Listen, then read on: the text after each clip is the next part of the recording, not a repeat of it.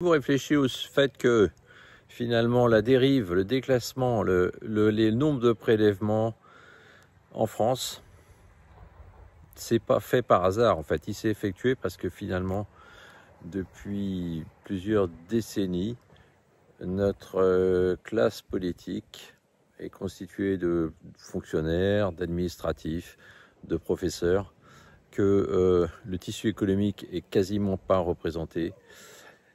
Nos syndicats eux-mêmes sont des apparatchiks et représentent souvent des mouvements d'extrême gauche et pas les forces du travail telles qu'on peut les trouver dans les entreprises.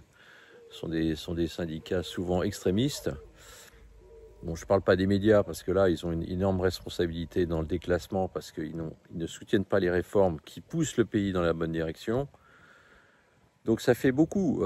Maintenant, il y a la justice qui, effectivement, on parle beaucoup de syndicats de la magistrature, qui serait utile en tout cas d'interdire, parce que les magistrats n'ont pas à être politisés, mais qui osera le faire? Peu de monde. Donc on voit que maintenant, il y a un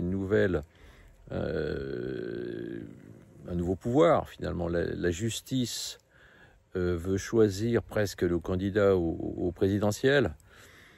Donc ça fait beaucoup, syndicats, Assemblée nationale, partis politiques dans leur globalité, nombre de fonctionnaires, réglementation de toutes sortes, centralisation.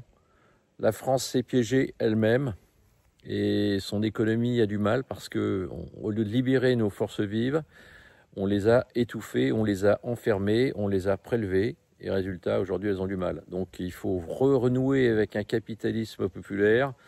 L'acte d'entreprendre est la meilleure manière pour chacun de s'en sortir. Il faut que beaucoup de Français redeviennent des entrepreneurs, redeviennent des capitalistes au sens noble du terme, c'est-à-dire essayer de réussir en étant soi-même constructif vis-à-vis de l'économie du pays.